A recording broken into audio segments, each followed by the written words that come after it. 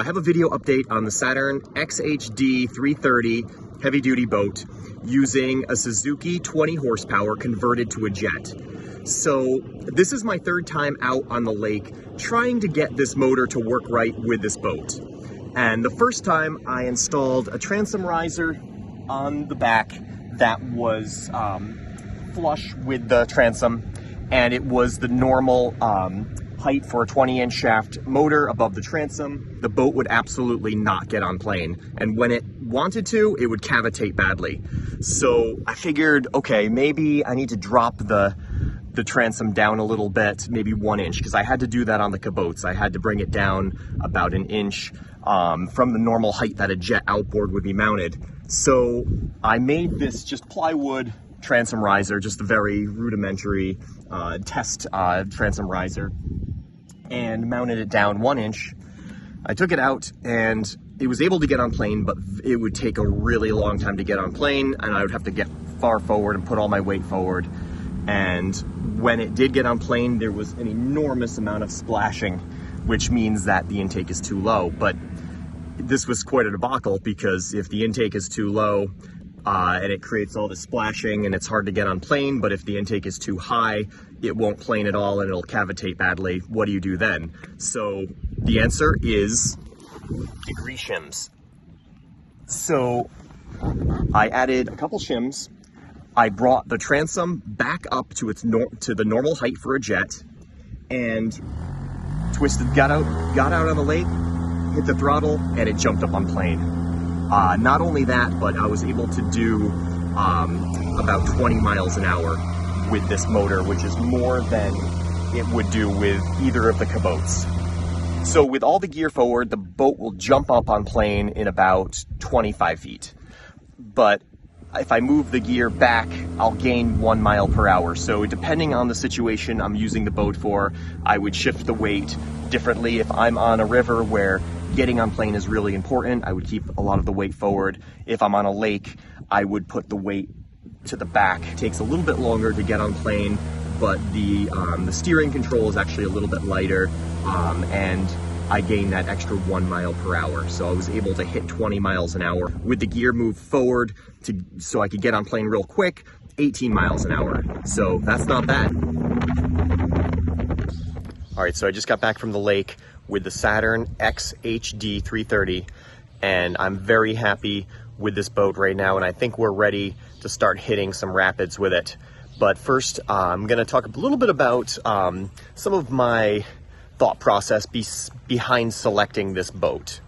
So first of all, the ideal boat for me is something that's portable, that could be deflated and put in the back of an SUV and launched by one person. And that is a pretty severe limitation for a jet boat. So that limits me to an outboard that I can lift myself. 115 pounds is about the maximum that I can lift and carry. So there really are no four-strokes out there that weigh that. The one exception is the Suzuki 20 horsepower. And this outboard weighs about 110 pounds. This one, however, I kind of stripped it down as much as I could. I removed the electric start, so the starter itself weighs about 8 pounds or so. And I removed anything that wasn't absolutely necessary to try to shave about 10 pounds off. So now I'm down to about 100 pounds with the outboard, and about 15 pounds with the jet kit, and another few pounds for the polyurethane intake. So I am right now just under 120 pounds with this motor, so about 118 pounds or so. But I've also removed reverse, so there's no reverse bucket. Reverse really isn't used for the type of boating I do, so there's really no reason to have the extra complexity of the cable and the bucket. I'd rather just shave that weight off it and simplify.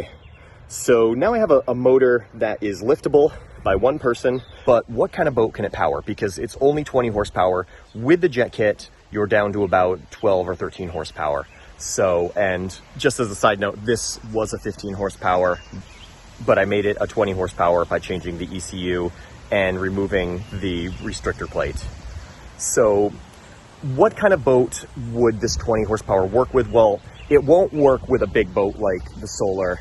That needs a 30 or 40 horsepower outboard like this. but this outboard weighs about 225 pounds and cannot be lifted by one person. So that means that transporting on a trailer is an absolute necessity.